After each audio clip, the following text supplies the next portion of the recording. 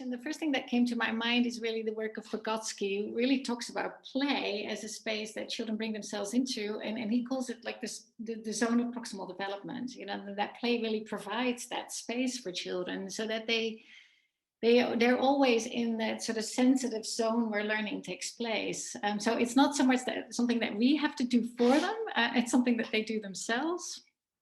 If the conditions are right in terms of emotional well-being and so on, something that I didn't touch upon so much in the previous question, because I think play is also a space where children often experience that sense of well-being, and perhaps that is also because it's an agentic space where children can make choices.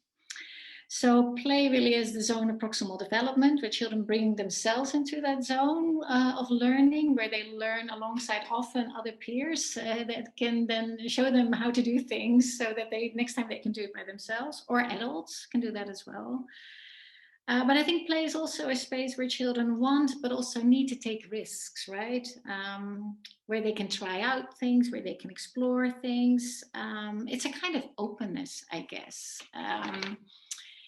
And that means that we need to think really carefully about what kind of stimulating and challenging learning spaces do we set up for that to happen, you know, where we can explore and where we can develop all these abilities.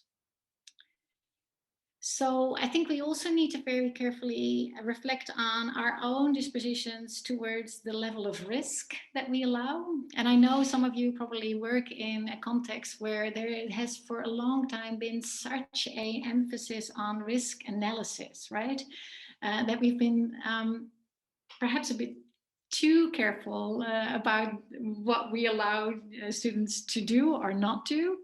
And I think that there is a really different movement now that talks about risk benefits. So one of the resources that I really would encourage you to consider is a Play Worker's Guide to Risk. I'll send it to you, Becky, so that you can share it with the whole community. And that talks a lot about this notion of risk-benefit assessment. And if you think about the benefits, right? So it's really a weighing of the benefits of risk against the level of risk, if that makes sense, right? If you think about the benefits in terms of your identity, your well-being, learning to persevere, to be highly engaged, to gain confidence, to communicate with others, then I think we need to be a bit more careful about kind of assessing the kind of learning situations that we design for our students. So think about risk benefits and in your assessment. And in that resource, they talk about, I've made notes here, I'm just quickly going to look at it. They talk about, you need to consider the actions that are likely to result in harms. You have to look at that carefully. You need to think about behavior modes of children that may have an impact on the situation, and perhaps specific elements in the context that may lead to harm, like if there is a steep hill, for example, or sharp things, you know, those might be things that you remove from the context. But I think, like, when you start considering those elements and you analyze it carefully, then I think you can start thinking about learning spaces and experiences for children that involve risk, so that children also learn to assess risk. And I guess the point that I want to make here is really that, you know, what is risky for me might not be risky for Becky, right? Because we need to be kind of conscious of our own capabilities when it comes to a certain situation.